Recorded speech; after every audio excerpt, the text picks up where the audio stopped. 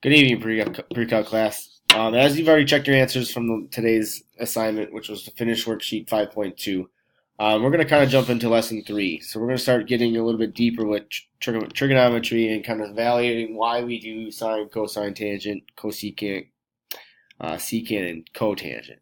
So today's goals, we're going to focus on finding those exact values and then kind of analyze the relationship between the unit circle and trigonometric functions. We're just going to kind of see how far we get today. So one thing we need to worry about, though, and where trigonometry comes from, is from our last section where we covered conics. We covered conics, we covered circles, ellipses, hyperbolas, and parabolas. But the one we're going to mainly focus on is going to be a circle. A circle is created from a center point that has a radius that is set distance all the way around the image. So we're going to relate this as ordered pairs. So we put this on a unit circle. The dot right here is represented by x1, y1. And if I kind of move this circle along this edge, I can stop at any point. So let's say we stop right here. That has created a new x and y coordinate. That new x and y coordinate in relationship to the original has to make the equation x squared plus y squared equal to r squared. Where r is obviously the radius, the x squared and the y squared is your center location based on shifting left or right. So when you create a point like x2, y2, it's actually created an angle. So at this spot right here, we've created an angle. And we've kind of done a little bit of talking about reference angles and how angles are created based on the initial side and the terminal side. So since we're moving around this arc, we've created the angle designated by a set point x squared, y squared. We're going to kind of label that P. Now, if we think about conics, this formula looks very familiar to the Pythagorean theorem. A squared plus B squared is equal to C squared. So I apologize for the A right there. The A is kind of talking about the change in the X, and the B is talking about the change in the Y, and then the C squared is your radius. So that radius is never going to change, but as you move along this arc, x is getting smaller. So as x gets closer to the center or less than the value it started at, the y value then is increasing, allowing for it to be an x squared plus a y squared. So this is now our new x and our new y that has created this ordered pair. So as we know in geometry, when you got a right triangle, you got two legs, form a right angle, we're able to find that radius. So as we go around, that radius isn't changing because x and y is changing in some ratio to create this radius. Well, that coordinate right there and this coordinate right here, there is a correlation to trigonometry. So if we're over in this spot, then for a new angle here, we're starting initial ray going to this spot. You've now created another point, we'll call it x3, y3, that it makes this equation true as well. It's just that now it's a little bit bigger angle that has been created. So the value might have a little bit different coordinates. So what we're going to do is we're going to analyze how this ordered pair relates to sine, cosine, tangent. And then we're going to kind of build into the unit circle. So with that, we're going to move to the next slide here. So we need to suppose, these are some notes if you want to write down that might keep you, just something to have as reference as we move forward here. So we need to suppose that P, which is a set point, x and y, is a point on the circle. X squared plus y squared equals r squared. And it creates an angle right now, either in standard position, that's either radians or degrees. It doesn't matter how you want to look at it right now. So we can look at it in any form that you like and you choose.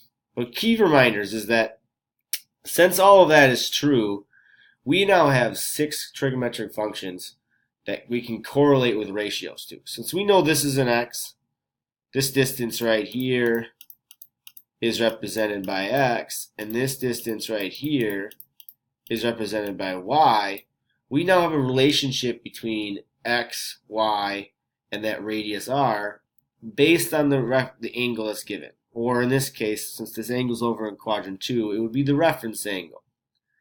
getting us back to the x-axis. We always want to make sure our angle is between 0 and 90, like it is here. So a little bit of a reminder here is that sine is going to be the same thing as saying opposite over hypotenuse, or y over r. Cosine is x over r, or adjacent over hypotenuse. And then tangent is opposite over adjacent, or y over x. The y is opposite your angle, x is your adjacent. So we kind of, now instead of going OH, AH, OA, we're going to go y value related to the r value, related to the radius. The x value related to the radius. And then as we know, the relationship between these two is that they're just reciprocal. So if you find one, flip it, change it, and go from there. So let's kind of dive deep a little bit in this and kind of start getting this stuff, I don't know, processed a little bit more. So let's get into example. In example 1, I'm giving you an ordered pair. I'm asking you to find the values of the 6 trigonometric functions for the given angle. So right now, let's just kind of give a picture for us. So right now, we've got the ordered pair, -3, 2. So let's kind of just draw this out here. So we've got our angle. So we know our angle has been from here to there. So based on previous lessons, we know that we're in quadrant 2 and that we're looking for something between 90 and 180 degrees. So the -3 is going to be the x value. And then the 2 is going to be my y value. So my rise, to kind of get us our nice looking right triangle that we need to focus on where our angle is. Our angle currently is right here. Or in other words, right there. I really wish I knew how to change the colors up for you guys here. So kind of bear with me a little bit.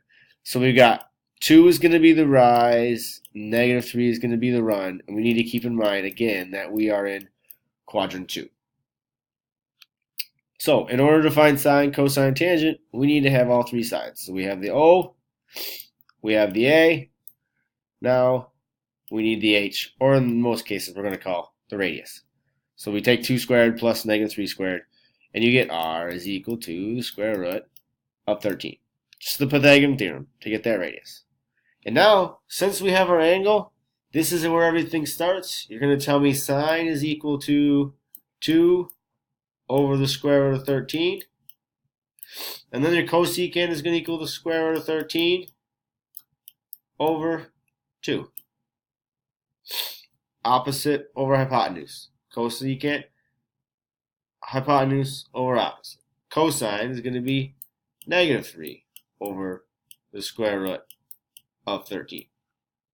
Cosecant, we just flip that over, so square root of 13 over -3. I really want you to watch the signs just as we're doing this pattern here. So then tangent, we're going to have 2 over -3, and cotangent, we're going to have -3 over 2.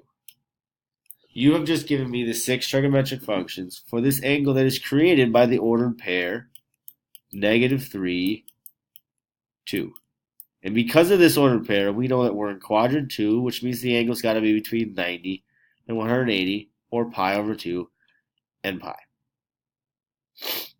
Now, I would like you to go ahead and do B, which is -4, -3, as practice. So pause the video and then practice it.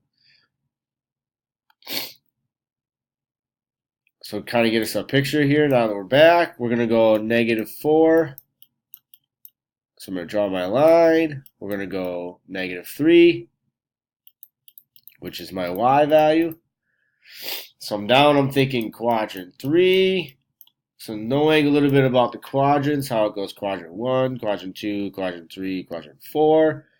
We know that these are both going to have to be negative. So my sine, 3 squared plus 4 squared, take the square root of that, you get the radius of 5. So sine's going to be -3/5. Cosecant is going to be 5 over 3. Keep the negative there. Cosine is going to be -4 over 5. And secant is going to be 5 over, let's get this out of the way there, -4. And then tangent, we're going to have -3 over -4 and -4 over -3. And as we know, negative divided by negative is always going to be a positive anyway, so why don't we just change those to be positive? So we got 3/4 and 4/3. This is going to be our answer. That's going to be our answer for this problem. So I'm hoping these are starting to click a little bit, working on the relationships.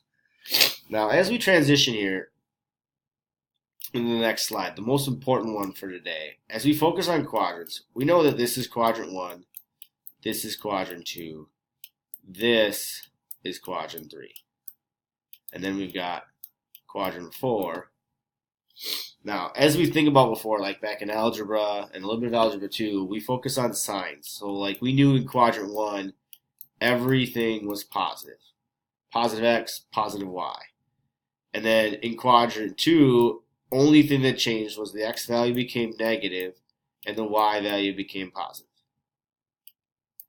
And then down in quadrant 3, it was a negative and a negative. And then it was a positive x value and a negative y.